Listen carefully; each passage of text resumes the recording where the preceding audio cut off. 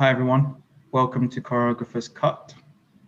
My name is Freddie Opoku-Addaie, Artistic Director and the Chief Executive at Dance Umbrella International Festival London. Choreographer's Cut is an opportunity where we get to have a conversation with a choreographer about the work, specific work, and the process and the journey went on to make the work.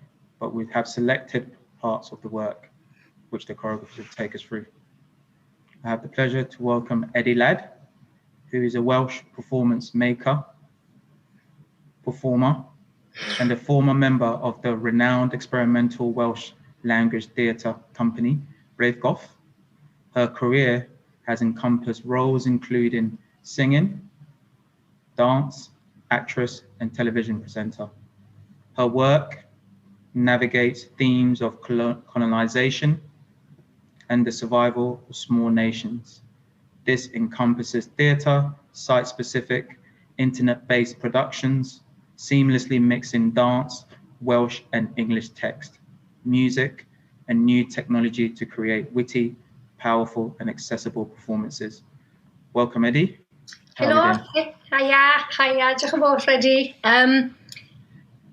So the work we're going to be looking at today, my muscle memory is not great in trying to remember it in Welsh, so I'm going to let you do it, no pun intended. So you're going to tell us the work we'll be looking at and the history of the work that was made in 2007. So it's a long time ago, but I picked it because although I've done lots of work by myself, I haven't done so much work by myself since about 2013, really. I started collaborating a lot more with other people. Before that, I just felt like I was very happy to be in a rehearsal room by myself. And I directed everything, and I didn't have kind of outside eyes on stuff.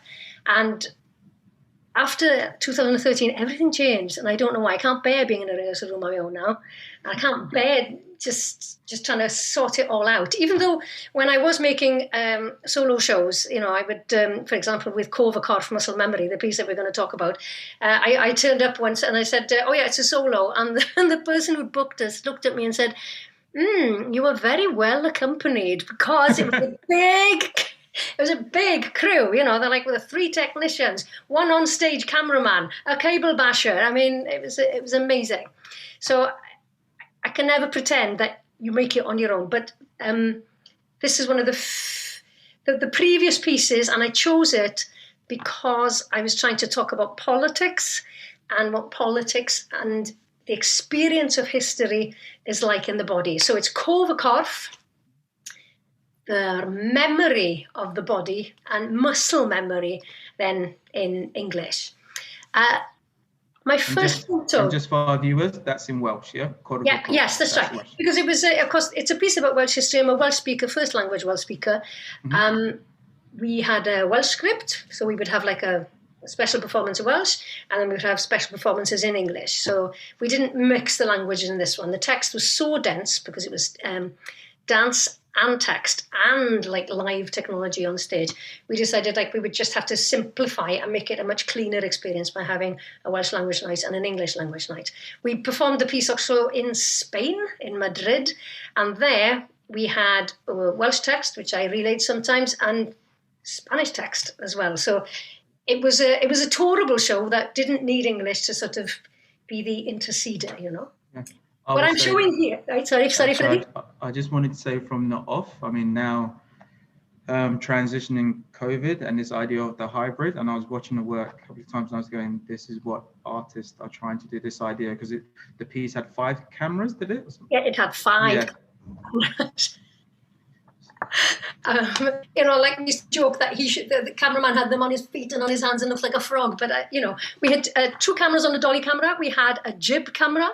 We had a handheld camera. The cameraman, Luke Jacobs, then was choreographing himself as well. And we were a little unit of 3 on stage, the cable basher, Gareth Lear sometimes, Luke Jacobs, the cameraman, and me. So we were always a trio together, and then there was a trio of technicians off stage. I'll explain the tech when I come to the performance set-out map, actually. So yeah, let's go for it. Which clips have you got for us? The photo that I've just brought up is it's a stack of mini DVs. We recorded everything. from the rehearsals, and the way that we tried to see what was on screen, we would take recordings of those as well to try and work out what our piece looked like. Mini DVs and a CD on which Mini the soundtrack, DVs, 1990s. CDs. That's what the soundtrack was recorded on. And the version that you're seeing tonight, the clips that that I'm going to show, they were on the DVD that I had for marketing. And so the digitized version of that has been ripped off that DVD. It's not been taken from a master or anything. It's been taken straight off that DVD. Right. So, dear viewers, some of it's a little bit rough, but it does look like it's from the olden days. Which is vintage. Really cool. It's vintage. Old school vintage. Yes. Yeah, we all love a bit of vintage. Brilliant. So this is the title, corff. Muscle memory in English. I called it an essay on foot, and here's one of the flyers that show that. An essay on foot. Traethawd ar geiriad in Welsh. It's because someone kindly called it a post-dramatic theatre piece. Which didn't mean, I hope it didn't mean that it just plods along. But yeah. It's a bit boring, but really worthy and good for academic study. But I was trying to put together text, which was kind of not so much stories, but as an analysis, but with the physicality, which was experience. Now, it was a movement analysis of Welsh history. I read this book by John Davies, Hanes Cymru, really, really quickly, because I was aware that I didn't know much about Welsh history. John Davies calls this, the English translation of this, because he wrote it in Welsh and he wrote it in English. The English title is A History of Wales, because I think John Davies is acknowledging that there are histories and that the histories are told by the tellers. Yes. There's no kind of central truth. And, my piece acknowledged that as well. I did have no interest in Welsh history when I was in school. We were taught it. I mean, again, Welsh history is very patchily taught in schools. Some schools get it, others don't. But, there's a corridor in our school and Welsh history was taught on the left and then British and European history was taught on the right. And I thought all the action was really going on the right-hand side in the British and European history room, Mm-hmm. I thought Welsh history was a side issue full of inexplicable, weird people from the very, very olden days. What I didn't realize, of course, is that, Welsh history is British history, is Scottish history. We are bound together, but the way that history is viewed, I think, in Britain would make you think that it's kind of English history, but with some facets and stuff. Or and as we know, British history is the history of colonisation also, and so it was taught in such a limited way, British history, that the sum of its parts make it as a whole, doesn't it? Yep. Yeah, exactly. No, totally. Yes. Yeah. So it isn't everything. And in looking at Welsh history, if I was making this show again, there would be some parts which there'd be new parts in it, I think, which would talk a lot more about colonisation, the experience of the last 400 years. Yeah. Because my view, of course, of Welsh history here is that it's the history of our colonisation, which is a valid thing, but it's not the only thing. If you're colonised, which we were in 1282, you eventually get to join the winning team, which means you get to colonise other people. Without, you have no agency then, but you don't. That is kind of nothing you can do except do the worst things that you could do as well. Yeah. Mm-hmm. All right. Let's talk about bound flow and free flow. Right. Bound flow is not a bad thing. We have to use bound flow. And if you were to you need to use bound flow, for example, putting the light on. Anybody watching, go and switch the light on in your room.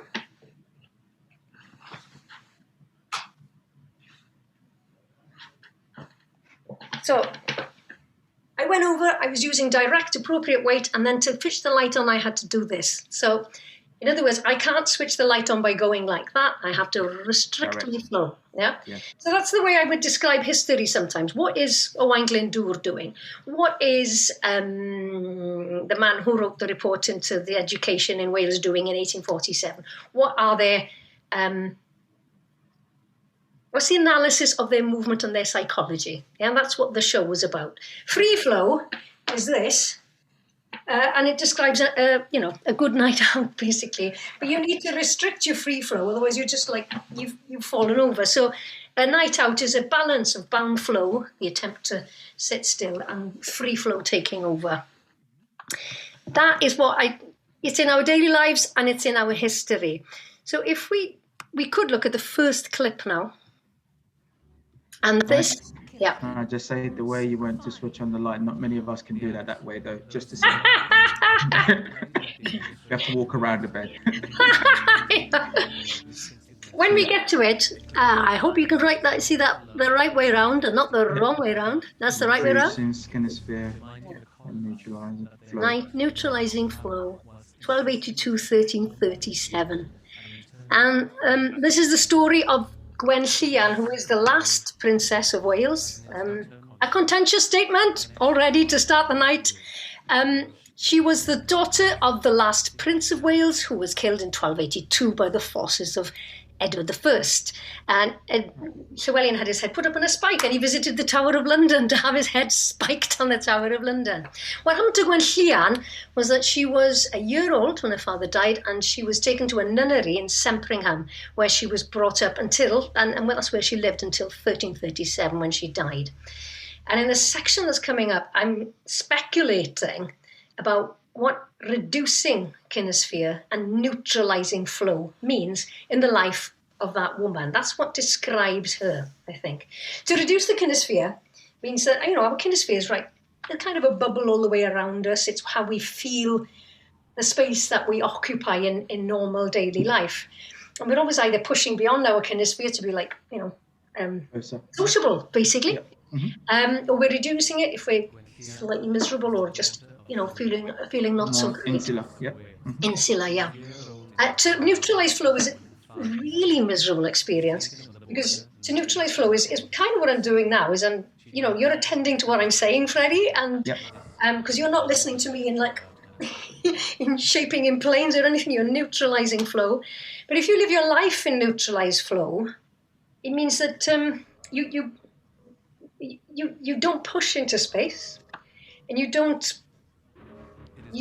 feel it's right for you to do that. Yeah. So I kind of thought that those were maybe the two notes that are in her life. I don't know how the nuns brought her up. Maybe I just think that there might have been sort of a lack of push. Keep yourself in and keep yourself in a sort of modest in a way that's not always a happy thing for someone to be doing. They're not asserting themselves. So how did that formulate into that physical language there then? Is that something that was very calculated, as in into the light switch? Or is that something that was a bit more free-flowing that as well? How do you mean now? For this section that we're watching? For this section, yeah. This section, we put it in the invisible room, the one that Jorns couldn't see into. So the camera is the only way of seeing in. So all the cover shots there are me resetting so that I can then put myself somewhere else where the camera drift once again. But I tried to make a language in which I didn't stretch out too far. It wasn't sharp. It wasn't very, bold or stretchy or impactful movement to the floor. It was just kind of slightly soft, tentative in space. I didn't go to the floor at all. I kind of stood. It was a very quiet, vertical shape. So even that, that is quite an extreme of movement that doesn't happen so much into it, and I'm trying to turn there, but it's very soft and very flowy. I think the cover shot here is, I think it's from a mobile phone aerial, and I think that's what the people, the team that were making the images, that's what they chose for this. And I hadn't realized the significance of it at the time. I think what they're saying is there is no communication. There isn't kind of no way out of this place, which there wasn't. She died there. And I think the interesting thing is that that's probably what you would do to someone if you didn't want to kill them. You would just basically dry them out, I think. As a woman, she wasn't allowed to have children. There was no more after this, Playing some of the wonderful music that Dewi Evans, a composer, wrote. And I'll just read over it as well. Dewi made a soundtrack there out of the sound of the wind blowing through a letterbox during a storm. So it goes and woo, the wind. And so here's a little bit of the text to make it clearer. It is difficult to restrict the free flow of babies and children, although the kind of institution into which she is placed, which is the nunnery, might have had that ambition, which is to cut down on the free flow. She cannot become a fully functioning, self-realizing adult. Another narrative opens up if she knew who she was. We don't know if she knew or not. We almost hope she experienced the internal chaos that imagining another possibility for herself would bring. It would make her a body beyond one experiencing a restricted kinesphere and a neutralized flow. So that's what I think was the nodweddion, the notes for Gwenllian. I can move on here. And I'm bringing up a text here. I'm bringing up 7 images now of the setting and the show. So we've seen a little bit of it from the Gwenllian.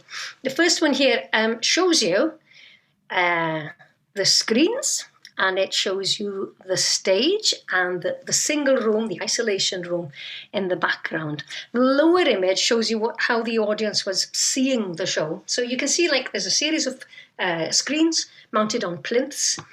We could show the work to 100 people at a time because we had 20 screens. So you'd have about 5 members of the audience around each screen. Sometimes people you knew, sometimes people you didn't, but basically little bubbles of people around screens. And was that intended choreographically? Was that something that was very if we were to have screens, then we had to work out where to put them, and I didn't want a huge big screen, so you're always looking up and then looking at the action and stuff. So it was the intention was that well. Yes, so that the screens showed you the finished composition. Yeah, you had all the video stuff, all the video layering. You have the live stuff. So in other words, I'm providing really the choreography on stage, which will go into the finished composition. Yeah, and sometimes I thought of the stuff on stage is the historical event, what happened, and what happens on the screen is what was selected. And it made me realize in the end that what I'm doing on stage isn't even there's no real, true central event. I don't even know sometimes if there are any basic facts. But what happens on the screen is what was selected. What I'm doing on stage is possibly what the individual was doing at the time or their experience or something, but then they're put into a narrative on the screen. And of course, what goes on the screen is very often the winning narrative, history being written by the winners. The winner. So that's beautiful. Yeah. Yeah. So here's a clearer view, possibly. You can see from this image that I've brought up the flat platform, which the audience, everybody could see what was going on. The flat at the back is the room in which you didn't see in the auditorium what was going on, but you could see what was going on by camera. It shows there really very clearly the screens set out. This is a recycled set, basically, and the image I'm showing you here is one of a 3-room set. So in other words, we didn't use all the walls, we just used the room on the left, and we took all the other walls down. Was that intended with the whole kind of DIY of it? A DIY of it, yes. It was such a big set. I thought we should use it again, really. It was a huge, massive, heavy set, and we had to check out quite all the extraneous bits. When we toured it once, we had to leave half of it in Dover, actually. We had to leave bits of it in Dover. The image I'm showing you now is the setup on stage. So you can see me, I'm on stage here. Luke Jacobs, the cameraman, is on stage with me. And noted on the left there is that Gareth Lleir is the cable basher. He stops Luke getting caught up in his own cables. Right. On the left, you see Tim Bromedge, who was the video mixer, and John Ruddick, who was the software operator. Now, what they were doing, of course, I didn't understand the technology we were using very much, but I know that they were in tandem, and the software was originally developed by a guy called Michael Day. Giles Parbury, who you see here, was the stage technician who looks after everything else that was happening on stage, the lighting and everything. The text was relayed to the audience through this tiny little radio, which everybody would have a little radio pack on their chests, and they would listen to the text there. The music, Dewi Evans's music, would be played out in the room, so that it was a kind of background to a documentary feel, so that the text could be really clearly heard. Shall we get on to the next? Yeah, let's get on to the next clip. Yeah. So this one is sustained, strain, and release. Let's just get straight onto it. It's about the Education Report of 1847, which basically it summarised that the Welsh language was the problem in Wales. It was retarding it economically and morally. In other words, it talked about promiscuity in women because they spoke Welsh. Blah-de-blah. So this is what the response to that report was. I'm taking it as being sustained strain, right? Which is the attempt to conform, I believe. And then you can't keep straining forever because you can't actually breathe. Whenever I do a sustained position here, I actually stop breathing. Yeah. So you have to release in order to give yourself a chance to be alive. You cannot keep attempting to conform to a certain narrative of behaviour and propriety and to a state without releasing somehow. You have some memory of what you are, or you are you're in contradiction to what you are, and the release is the contradiction itself. Yeah. You have to somehow survive through things. Yeah. I mean, I was watching that clip earlier, and I was thinking the release actually was also the downfall. Yeah. Of it. When I was watching it back and forth, actually it becomes this kind of paradox that in order to really be being held in that position, when you release, it also becomes a heavy load that you have to let go. You have to let go. You have to let go, and the letting go means falling as well. Yeah. I think, I'm not speaking for the Welsh nation, because once you say we, it's like, oh, what do you mean? I'll talk about myself. Like, when I know that I have like a British face and a kind of Welsh face, and when I'm speaking English, I'm definitely conforming to something, and I was very happy to conform to it. I'm entirely ashamed of my Welsh personality and my Welsh speaking personality.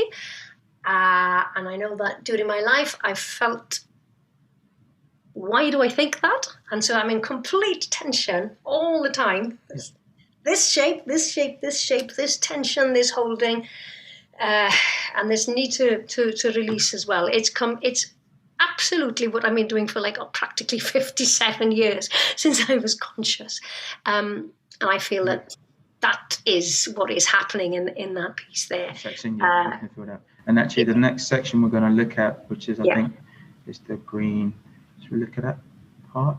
You can talk about this section as well.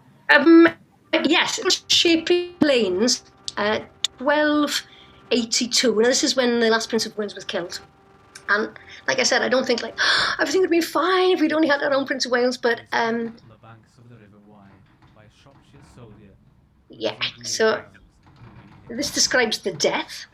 He was killed inadvertently by someone who probably didn't even know who he was in Kilmary.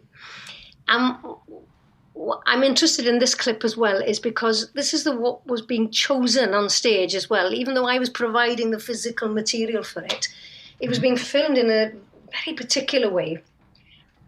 Tiny doorway, loads of black around it, that flickering light, which was not a flickering light on stage at all. That's from the video treatment that's going out. Right. And what I'm not aware of here is that what they were doing was they were letterboxing everything And they were just picking what was happening in my head and shoulders and my eyes. And of course, I've fallen out of shaping in planes, which is a strong, active position, into this sort of slightly bowed back and lowered tummy and, you know, shoulders. And I think this is very much a survival and keep going, but without any flourishing shape. Yeah.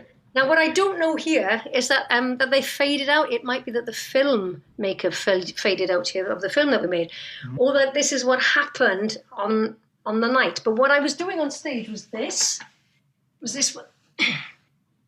what I call the little C shape. And when I was doing that in rehearsal, that felt like the right shape to finish off that section of. It's a shape in which you're not dead. You are, it's a survivable shape. Yep. It's a kind of keep going shape, but it's not got any life to it whatsoever. Yep. It's just a kind of bear it sort of shape. And when I did it in rehearsal, I remember holding it for 10 minutes and thinking, I actually don't want to move. And what it's just making me so miserable that I can't stand it any longer, you know. But I couldn't move. I know that we have to move.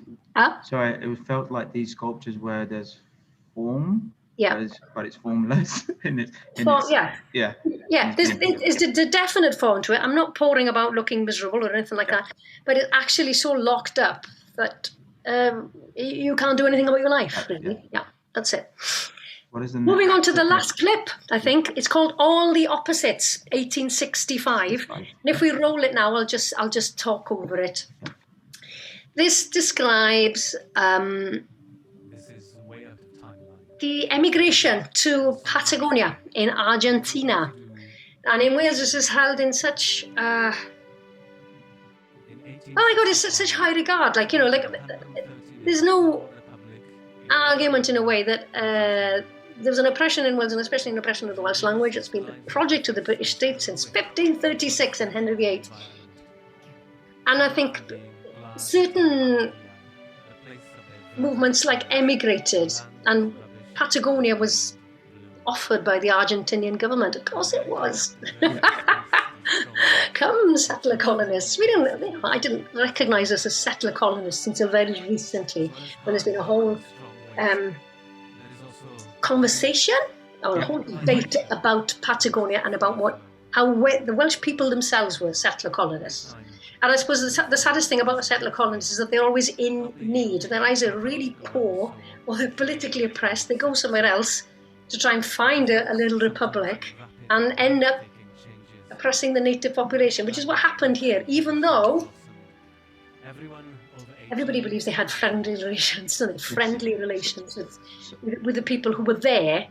And sorry, we're doing this in the mirror because... yeah, that's what I was going to say. So what is the mirror effect of that kind of symmetry? The mirror is the description of, and I'll read it here, the people that we met there. Did we recognise them?